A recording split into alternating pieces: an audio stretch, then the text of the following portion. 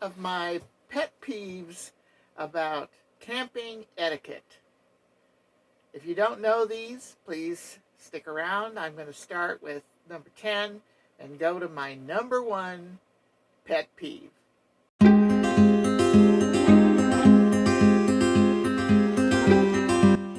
I am a 71-year-old woman who loves to camp and travel. Most of the time, I take my little Schnauzer Snickers with me. I belong to 4 lady camp groups, and one I started in my area. One of the reasons we bought the Minnie Winnie was so I could go more on my own or with my lady camper groups. My channel, Crafty Traveler, isn't only about crafting, it's about being crafty smart. When traveling, camping, quilting, and doing crafts. Hello, crafters and travelers. It's Lonnie with Crafty Traveler. And today, I want to tell you about some of my pet peeves about etiquette and camping rules. Here we go.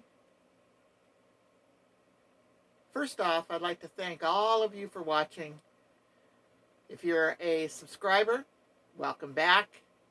And if you're not, I hope this video inspires you to become a subscriber. Just click the little subscribe button and don't forget the bell so that you get notified. Number 10, please don't jump in to help someone who has arrived at the campground. Now, as a woman, and if I'm traveling alone, there have been people who have asked if I needed help. Sometimes I do. And other times I say, no thanks, I've got it. And that's fine. Of course, I have a small motorhome, 24 foot, so it's not too hard to park. And I can even back it up. I have backup cameras and mirrors, and I can do that easily. I have asked for help a couple of times when I'm in a narrow spot, or I know that there's a tree close by. Had experience with trees a while back. And I appreciate the help when I ask for it. I've also asked for help when I'm unhooking my little tow car from my RV, because sometimes those tow bars get tweaked and I need someone a little stronger than myself to pull the pins out. And that's all good, and I appreciate that. But there's other times when other people have their own routines, their own system, and if you interrupt them, then they may forget something, and that could be a safety hazard. So keep that in mind, please. Number 9, quiet hours. Most of the time in RV parks or even national forest parks or campgrounds, they post quiet hours, usually from 10 p.m. till 7 a.m. Please respect those quiet hours. There are people sleeping. Please stop talking loudly, turn the music off by 10 p.m. Now, there's times when you might be pulling into the campground or you have to leave early, and that's understandable, but try and do it as quietly as possible. I know those big diesel truck engines are very loud, and sometimes you just can't help it. And if you pull into a campground or a camping spot after 10 p.m., again, please don't sit out in front of your camp and talk loudly. The rest of us are trying to sleep. Number 8, generators. Now, I have a generator, and I have to use it sometimes, but I try not to use it during the hours after 10 and before 7 a.m. And of course, if I'm in a resort or a park or somewhere that has generator hours, I respect them. I understand some people might have to run their generators at night, all night, because of the air conditioning, or maybe they have a medical device, and that's understandable, but then if you're in a dispersed campground, camping area, you need to be farther away from the majority of the people. Now, let's say you park out there and you're all alone and people come around you, then they have to deal with that. Or you could say to them, hey, I have to have my generator on during the night to run my AC or to run my medical device. At least you've warned them. With me, I do use a CPAP, and I can plug it in to my 12-volt system right above my bed. And that works great. Now, for some reason, if I had no battery, then I have a Blue Eddy that I can use to run my CPAP at night. And I'm very careful not to turn my generator on before 7 or 8 o'clock in the morning. Of course, I'm not usually up before 7 in the morning, so that's not an issue with me. So please be aware of your surroundings, be aware of people, be mindful of people that are around you, and let them know you might have to use your generator all night. The next one is about lighting. Now, we all need good lighting to look good, and to have lighting around your RV is fine, but don't light it up like a Christmas tree and leave it that way all night. You're probably shining your lights in someone else's RV. Even though those people might have curtains and blinds and even blackout curtains, the light can pierce through. So be aware of your surroundings and other people and tone down the lights. You know, the little blue lights that people put under their RV to deter mice may or may not work. I don't know of any scientific evidence that means that is true. I like to use the little solar lights that you can place underneath your RV. They're little solar light that are motion censored. So if I place them under my RV, they're only going to go on if something goes past them to make the motion sensor go off. So please be aware of your lighting. Number 6, please don't come up to the campsite unannounced. If you walk up to the campsite, you see the doors open, say hello, yoo-hoo, somebody home, something like that. I have a dog, and he barks at anything anyway. And if he sees someone coming, even if they say those things, he starts to bark. But that's okay. I can correct him. If you just come up unannounced, he may run up to the end of his leash. So we want to try and avoid that. He's never bitten anybody yet. So at least do that. And if you have to come up to the door, you know, you got to come to the door. You could still say, hello, yoo-hoo, anybody home, before you actually knock at the door. And the dog will probably alert me, and I can again correct him and then see who it is. So please announce yourself when coming up to a campsite. Don't just come up quietly. And along with announcing yourself, please don't just walk through. I know some of the RV parks, they're parked real close together, but please walk around, especially if you know someone's home, especially if there's a dog. I can have Snickers tied up outside, and I have seen people start to walk through, and he will start to bark and chase them off and on his leash. Again, he's never bitten anybody, and I hope he never does. But my dog's just little. There are other people out there with bigger dogs. So be aware. And it's just rude to walk through somebody's campsite, especially when the people are there. Now, when I was a young girl and we were camped and I was fishing the creek, sometimes there was no way other than to go through someone's campsite. If I saw those people there, I said, hey, can I walk through your campsite? And then no one ever refused me. But at least I asked permission to walk through their campsite. when we were parked up at West Yellowstone. That place was, we were tight. We were so tight we couldn't park our truck between our trailer, we had our trailer at the time, and the other person's trailer. We had to park in another spot. So I'll show you, this is what we did.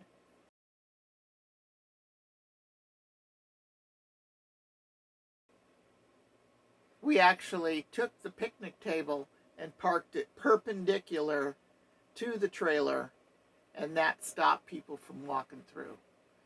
So do what you have to do. Maybe you have to put chairs out or something to get so they're not in your way. Now, there are other campsites that are really large, and there's plenty of room for them to walk past between you and your neighbor. Maybe that's okay.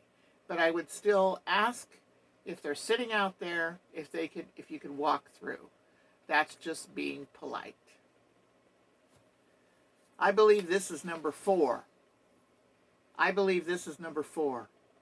Fire pit use. Please don't put your trash in the fire pit. Now, if you're going to put paper in there and burn it, that's a different story. But I found cans and even some food waste in the fire pit. Please don't do that. That's what trash receptacles are for. And if you're in a dispersed camping, you need to haul it out so other people don't have to deal with it.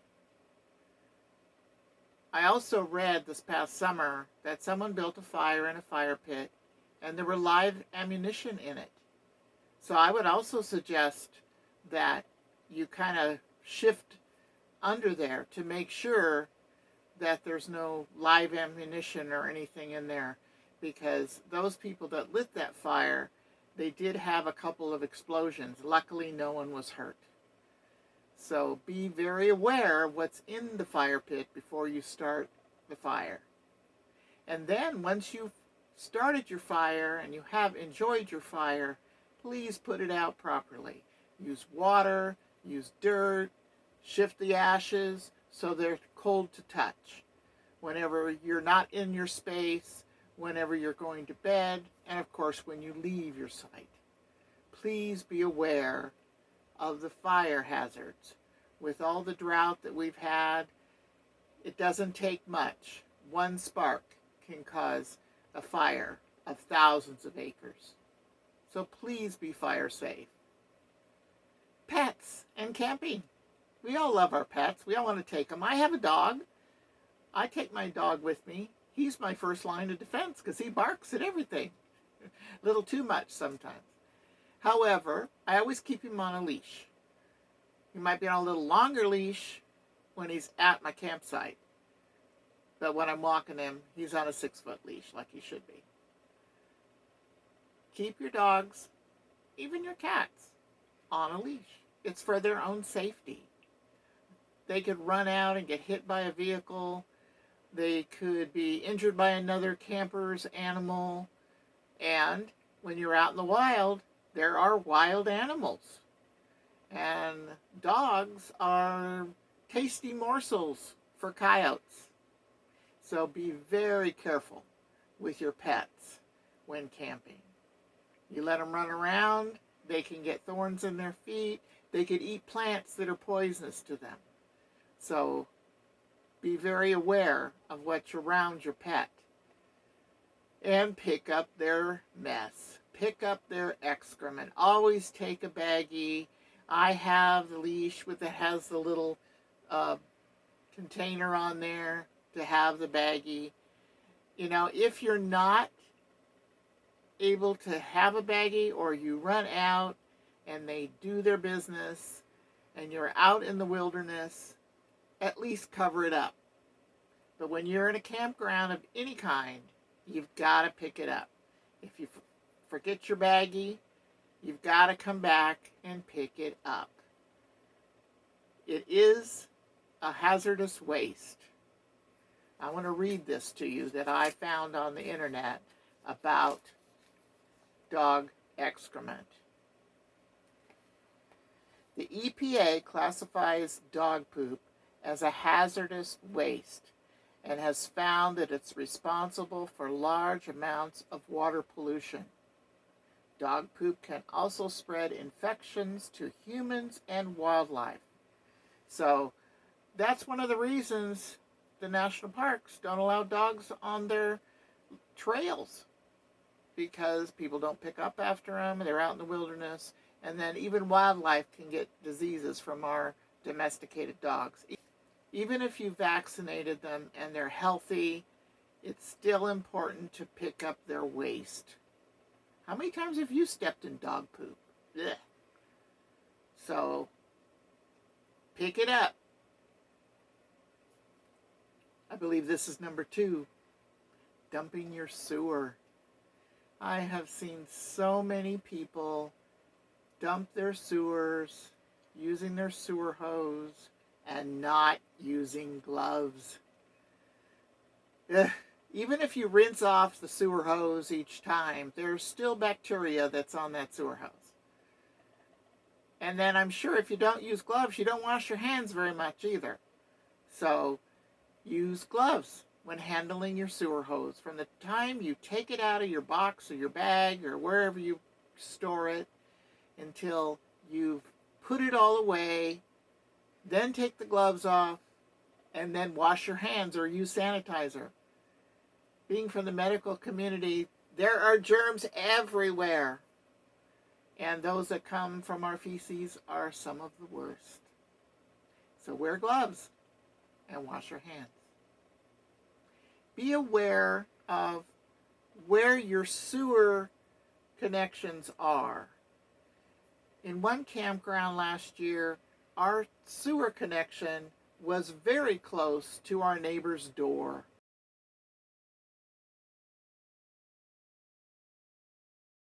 In fact, they had their chairs set out, and we moved in and connected our sewer, and they moved their chairs because I'm sure it didn't smell very well. Now, they weren't there when we left, but if they had been there, I would have said, we got to dump, we got to go. So you're letting them know that's going to happen, and maybe they are not going to sit out there and eat their lunch or something. So be aware of that. The other thing is, make sure your connections are connected correctly. What I do, connect my sewer to my RV, put it in the sewer hole, maybe put a rock on it, make sure it's going to stay there when you start to pull your lever. Now, I've read and I've seen people say, oh, pull your black lever first. No, I'm going to pull my gray just for a little bit, just to make sure everything is connected and there's not going to be any leaks. Then I'll push it back in. Then I'll pull my black and let it drain. And then I'll pull my gray and rinse it all out. And that helps to rinse it out because that's soapy water. It's come from my kitchen sink and it's come from my bathroom and my shower. So it rinses everything out. And then sometimes you have to lift it up, the hose up a little bit, kind of massage it to get it all out. But at least you're doing it with the gray. So if something is disconnects, it's gray water, not black water. Okay, my number 1 pet peeve of unwritten camping etiquette rules is this. Pick up your trash. Don't leave waste around. And if you're out dispersed camping, don't leave your human waste. You gotta bury it. You gotta get rid of it. Don't just leave it out there. This is why they are closing BLM lands to overnight camping. It's because people are not picking up after themselves. Your mother doesn't live there. You've got to pick it up and clean it up. So do it. The other thing is, don't deface the rocks or the buildings or the trees. We all want to enjoy them. We don't want to see your graffiti on them. We don't want you to cut down the trees. So Leave your markers at home. We don't want to see that. We want to see nature at its best. One motto I like to live by: take only pictures and leave only footprints. Well, now you know my 10 pet peeves of camping etiquette and rules. They're not written down anywhere. A lot of them are just common sense. So please just use common sense. And everybody can enjoy the camping areas. If you like the video and you got something from it, give me a thumbs up. Comment, share, and subscribe. Stay crafty, smart, creative, and safe. Thank you so much for watching. I appreciate all my viewers. Take care. Bye now.